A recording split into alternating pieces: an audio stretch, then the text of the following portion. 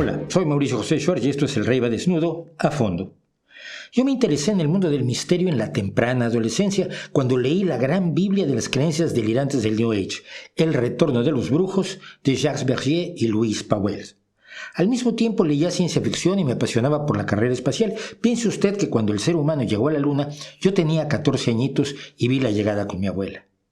Sí llegó. Con el tiempo me fue quedando claro que la aproximación del mundo del misterio a afirmaciones y hechos sin duda fascinantes no era la correcta, y en muchos casos era directamente un embuste, un timo y una estafa.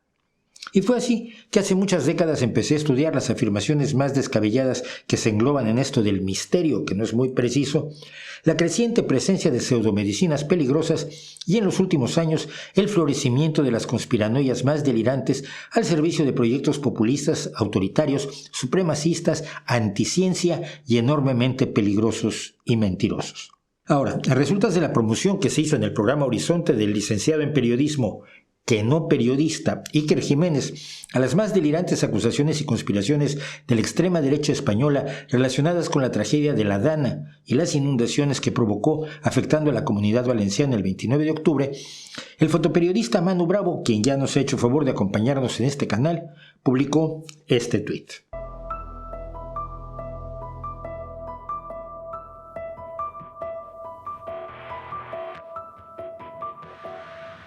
Las acusaciones de Jiménez que se siguen produciendo no tienen por objeto encontrar la verdad sobre lo acontecido en las inundaciones de Valencia, ni deslindar responsabilidades en las diversas autoridades a cargo de la prevención del desastre y su gestión posterior, sino que buscan únicamente desprestigiar al gobierno y ayudar a su derrocamiento y sustitución por un gobierno de derecha apoyado en las fuerzas más extremistas de España.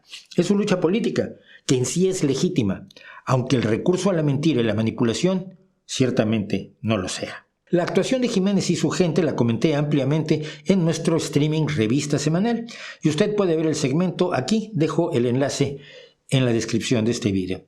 Pero ahora quiero explicar detalladamente por qué creo que Manu en ese breve tweet tiene toda la razón y presenta un problema enorme.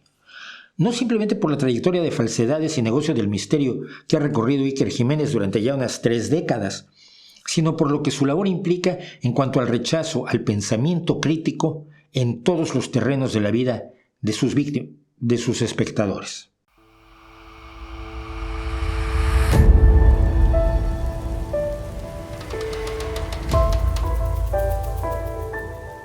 Quien haya hurgado por los mundos del misterio, como gustan llamarlo los practicantes de esta variante de pseudoperiodismo, se habrá dado cuenta de que toda la narrativa de los diversos misterios con los que juega depende de una presunción de lucha por la verdad. Una verdad que no suele tener relación alguna con lo que cualquier persona conoce como la verdad, es decir, una descripción o modelo que se ajuste a los hechos, a todos los hechos y nada más que a los hechos. Un ejemplo relevante de entre los muchos que hay y que sigue teniendo influencia en el mundo del misterio es precisamente el escritor estadounidense de principios del siglo XX, Charles Hoy Fort, que se especializó en fenómenos, digamos, peculiares, pero que él consideraba anómalos. Es decir, él partía del prejuicio de que esas cosas raras eran anomalías que se apartaban del mundo real, del universo real y de sus leyes. Y esto lo decía porque podía, porque sí, porque vendía libros. No tenía ninguna prueba ni le interesaba tenerla. Su primera colección fue El Libro de los Condenados, que es, según el propio autor, una procesión de condenados. Por condenados me refiero a los excluidos. Tendremos una procesión de datos que la ciencia ha excluido. Leyendo el libro vemos que Charles Fort tenía una idea bastante peculiar y desacertada de lo que era la ciencia, probablemente debido a su falta de educación formal. Y entre las ideas extrañas que tenía estaban fundamentalmente 2. Primero, que los científicos cuando no entendían algo o enfrentaban algo que no parecía encajar con su visión del mundo, tendían a excluirlo, a condenarlo. Y 2, que la ciencia era ya un asunto totalmente terminado, cerrado y definido en 1918. Sobre lo primero, la verdad es lo contrario. Lo anómalo es lo que más despierta el interés de los científicos, es la base de la actividad de la ciencia. Eso es raro, eso no viene en los libros, vamos a ver qué es. Se puede ser escéptico al principio, como George Shaw, responsable de Historia Natural del Museo Británico, cuando recibió en 1798 la primera piel curtida de un ornitorrinco, misma que por cierto todavía conserva el museo. Que fuera una falsificación era una hipótesis válida, sobre todo porque en esa época había listos vendiendo otras falsificaciones como la aterradora sirena de Fiji.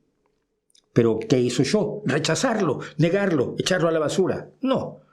Estudió el espécimen, hizo cortes para ver si encontraba pruebas de que fuera una quimera manufacturada con trozos de otros animales, puso en acción sus conocimientos y determinó que era un animal real que describió un año después en su libro Miscelánea del Naturalista. Ciertamente que sobre este episodio se han contado muchísimos mitos para poner en duda la ciencia. Porque Ford se imaginaba a los científicos más como sacerdotes de una religión intocable. Si viviera hoy, se sorprendería de que su afirmación de que nadie sabe lo que es la electricidad esté hoy totalmente resuelta. Lo sabemos con enorme certeza, aunque no se supiera en 1918, porque la ciencia, y esto va sobre la segunda idea de Ford, está siempre avanzando.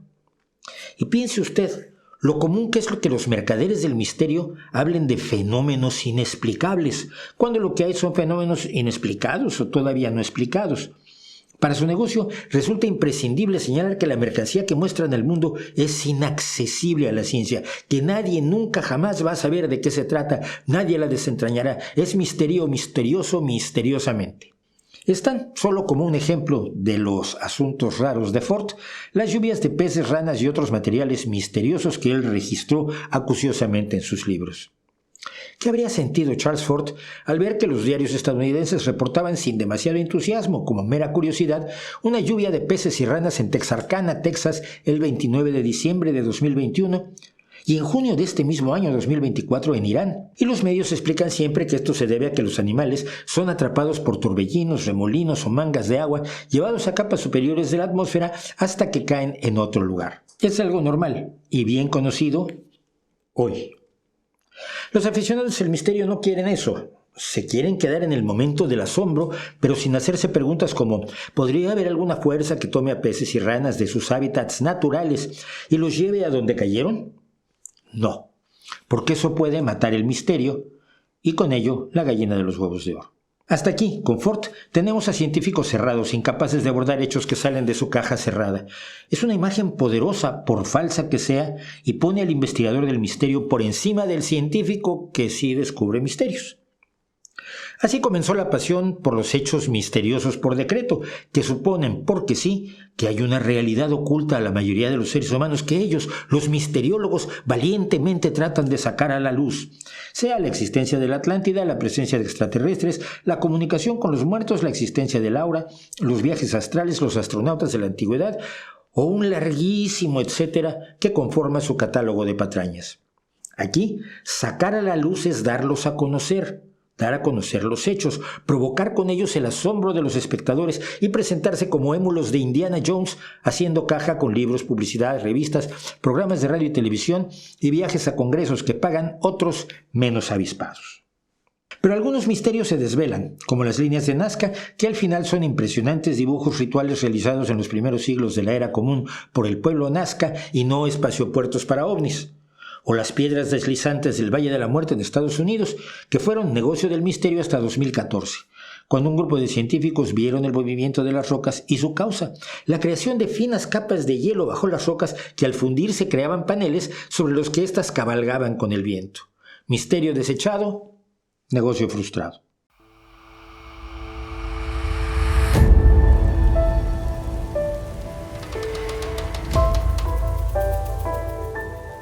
A fin de poder justificar los misterios que van quedando pero que ellos no pueden o no encuentran la forma de resolver, es necesario que los misteriólogos tengan un adversario poderoso que se esfuerce precisamente por ocultar la verdad, un adversario terrible, lo que da enorme lustre a la imagen de los presuntos investigadores del misterio, un enemigo despiadado que se empeñe en mantener estos secretos fuera de la mirada de los ciudadanos comunes.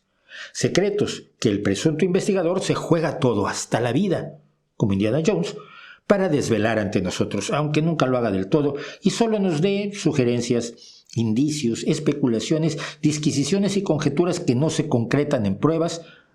Pero esto es por la fuerza y la maldad del adversario, lo que además refuerza y consolida la autopercepción heroica de los misteriólogos y de los que cuentan sus hazañas, una estirpe más bien reciente, los misteriodistas. Surgen entonces historias aún más emocionantes. Un globo con un reflector de radar, parte de un proyecto secreto del ejército estadounidense, porque los ejércitos tienen proyectos secretos, cae cerca de una base de pruebas del ejército.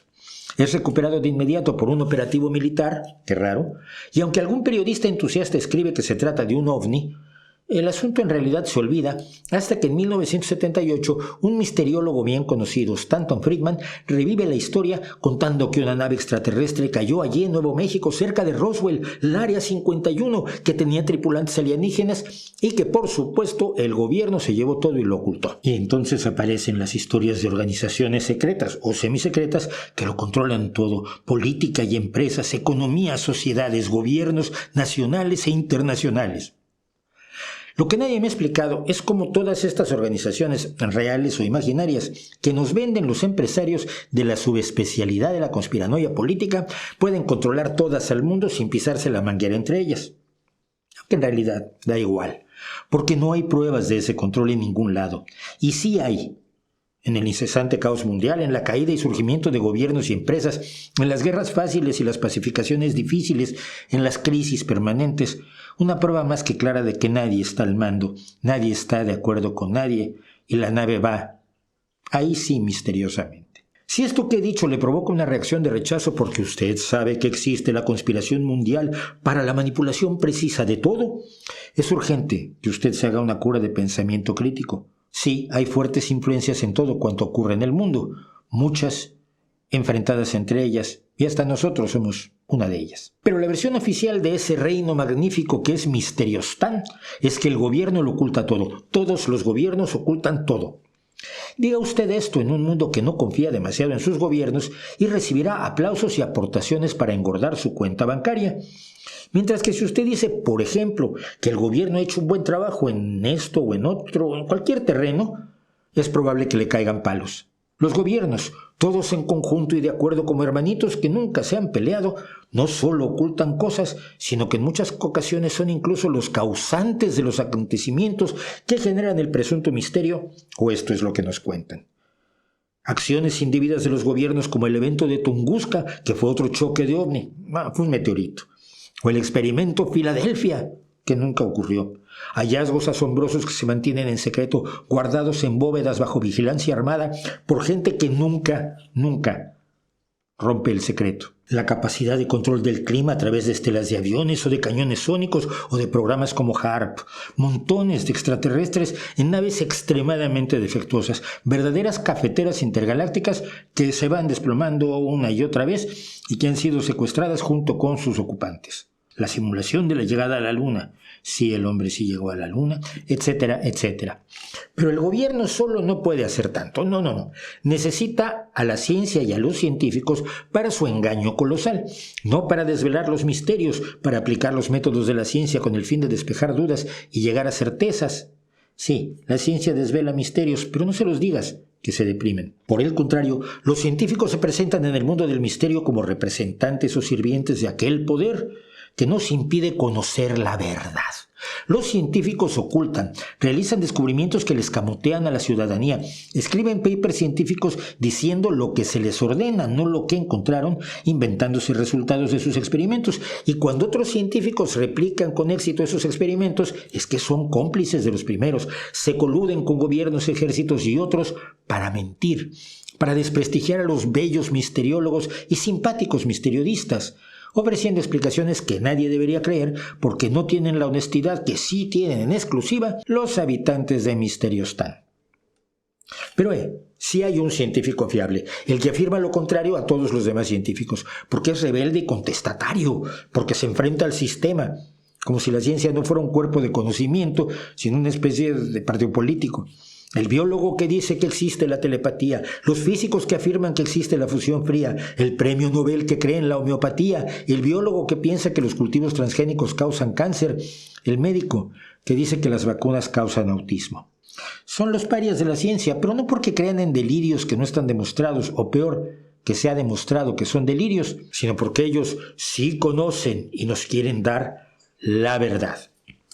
Y los vendedores de misterios como Iker Jiménez los muestran como verdaderos prometeos, mártires de una ciencia que no tiene nada que ver con los métodos que efectivamente nos permiten llegar a conocimientos razonablemente certeros. Cientos de estudios y millones de científicos y médicos que los analizan concluyen que las vacunas son seguras y efectivas para prevenir enfermedades o al menos sus peores consecuencias. Pero un puñado de médicos dudosos que dicen defender la verdad afirman lo contrario sin un solo estudio en las manos.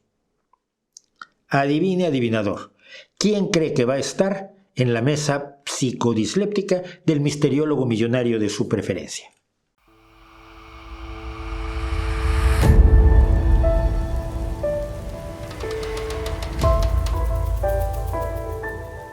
Las creencias en el misterio y el combate a las afirmaciones de este universo, que en sus comienzos era solamente un negocio redondo, parecían más bien inocentes allá por los años 60 y 70, cuando yo entré en el mundo del misterio, pero armado con el pensamiento crítico y el conocimiento científico. Y he ido informando de cómo se fueron desmontando bulos, engaños, embustes, negocios más o menos sucios, misterios falsos y arrogancias infinitas de personajes cuyo narcisismo solo se veía igualado por su desprecio al conocimiento. De hecho, por su temor a que el conocimiento diera al traste con su rentable ocupación de contar fantasías como si fueran realidades. Pero, como decíamos en la introducción, poco a poco la idea de los poderes malignos y los científicos cómplices se fue infiltrando primero en el espacio de la salud, sobre todo bajo el influjo de los gurús o santones procedentes de Oriente, principalmente de la India, de quienes también ya hemos hablado ampliamente en este canal. Sus prácticas médicas o sus prácticas de salud o su idea de que uno se cura con la mente ayudaron muchísimo a que la gente desconfiara de la ciencia. A esto también ayudaron las ideas neoprimitivistas que sueñan con que nuestros antepasados tenían una vida mejor y más sana, en contacto con la naturaleza y cantando Kumbaya hasta caer rendidos de placer. Idea que cualquier aproximación a la historia demuestra que es más falsa que un euro de cartón. Y también intervino el avance de las ideas que llamamos en general posmodernistas de Foucault y sus cómplices, según las cuales la realidad no existe, sino que es creada por el discurso y que la ciencia por tanto es únicamente una opinión, sin importar cuántas pruebas tenga de sus afirmaciones, cuando no simple y sencillamente una creencia blanca occidental. Usted sabe, si deja de creer en la electricidad, puede sentarse en la silla eléctrica y que la accionen sin que a usted le pasa nada, porque la electricidad es un constructo social. Sobre estas ideas, la promoción de pseudomedicinas y pseudoterapias de todo tipo, de creencias delirantes acerca de la salud, hay literalmente cientos de ellas y todas son enormemente rentables para sus practicantes, que además no han tenido que estudiar el cuerpo humano, su funcionamiento, química, biología, genética y otras disciplinas.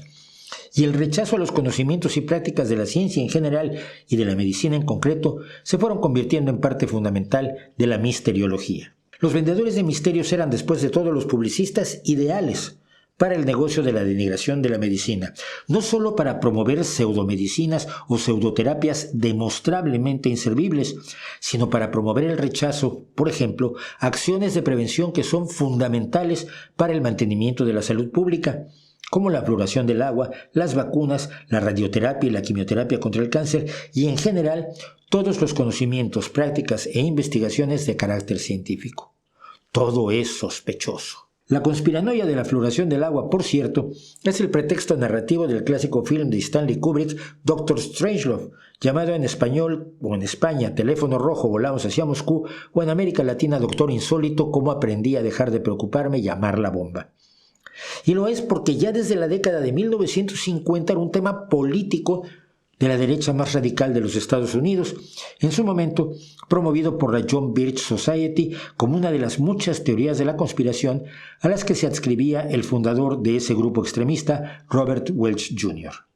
Quien haya seguido este camino, que va de la creencia en fantasmas al despertar espiritual de las filosofías orientales, a la aceptación de supersticiones sobre la salud y a una paranoia que lo alcanza todo, rechazando el conocimiento y el pensamiento crítico, la buena voluntad de los demás, cerrando los ojos a los datos, negando hechos patentes y aferrándose a creencias irracionales, lo único que ya busca es la reafirmación en quien esté dispuesto a dársela. Y nunca falta quien. Cuidado.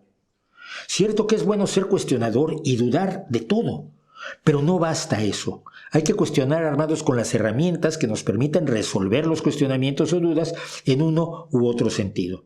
Sin esa visión crítica, sin un criterio de verdad razonable y constatable, la narrativa conspiranoica se vuelve un modo de vida, una incredulidad total, un nihilismo y un punto de vista que se aplica igual a los círculos de las cosechas que a la eficacia de los antibióticos, a la existencia de verdaderas hordas de monstruos secretos, del yeti al hombre polilla, o a la capacidad salvífica del autoritarismo falsario y violento. Se tiene así una actitud en la que, como señala Mano Bravo, los motivos para aceptar una afirmación se han distorsionado totalmente. Se le cree a alguien por su simpatía, por su prolongada presencia en los medios, por su prestigio en el mundillo, por su pose de héroe libre y valiente, porque asegura que nos dice la verdad y le exige a los poderosos que nos digan la verdad.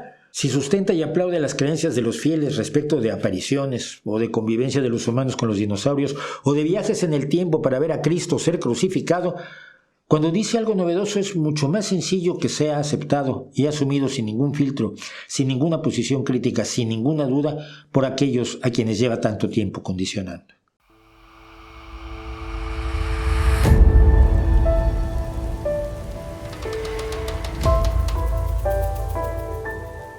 En el caso de Iker Jiménez y Carmen Porter, su colaboradora y esposa, y especialmente desde los inicios de la COVID-19, cuando se presentó ya no como un vendedor de misterios, sino como un agudo periodista que previó lo que iba a pasar durante la pandemia, les resultó fácil aprovechar políticamente sus años previos de promoción de patrañas. Hay que notar que esta metamorfosis ocurre después de uno de sus programas de televisión en el que tuvo a varios tertulianos haciendo predicciones y afirmaciones distintas y contradictorias sobre la pandemia, su origen y su posible desarrollo. Y luego se apoyó en que uno de ellos medianamente acertó, como era de esperarse cuando se lanzan muchas predicciones. Este asunto lo comenté ampliamente en uno de los vídeos que produje durante la pandemia y que llevó a que Jiménez me enviara a su abogado. La postura ya afianzada de sus espectadores respecto de la realidad de todo misterio, de la desconfianza en la ciencia, de la realidad heroica de las medicinas alternativas y el rechazo a la medicina real y el odio a toda autoridad, le permitió insertarse ágilmente en las conspiraciones de la ultraderecha que saltaron para aprovechar la inquietud ciudadana respecto de la pandemia. Es, a partir de entonces, cuando Iker Jiménez se convierte en uno de los operativos fundamentales de la derecha española. Además de su tradicional programa Cuarto Milenio de Misteriología, Mediaset le regala otro en septiembre de 2020 destinado a golpear al gobierno con el pretexto de la COVID.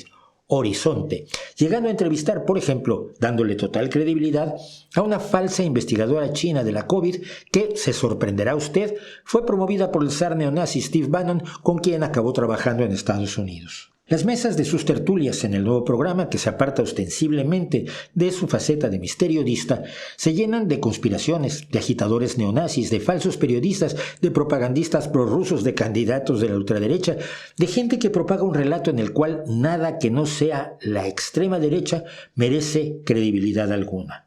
Y por ahí desfilan Rubén Gisbert, Pedro Baños, José Félix Ramajo, Miquel Jiménez, Samuel Vázquez, Alfredo Perdiguero, Daniel Esteve, Vito Quiles, Esther Jaén, Jorge Albertini, José Miguel Gaona.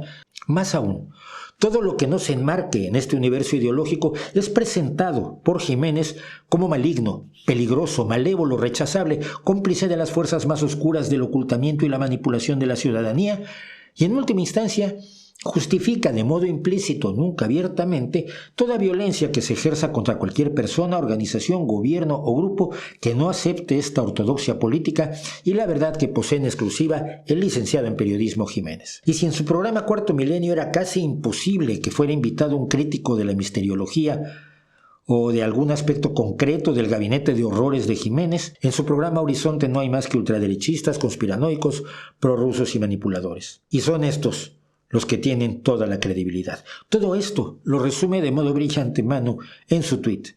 Es más que una observación. Es el relato de cómo se ha ido gestando una esfera de desinformación, miedo, desconfianza y manipulación que hoy sirve a intereses que no son los de la gente que cree en sus afirmaciones.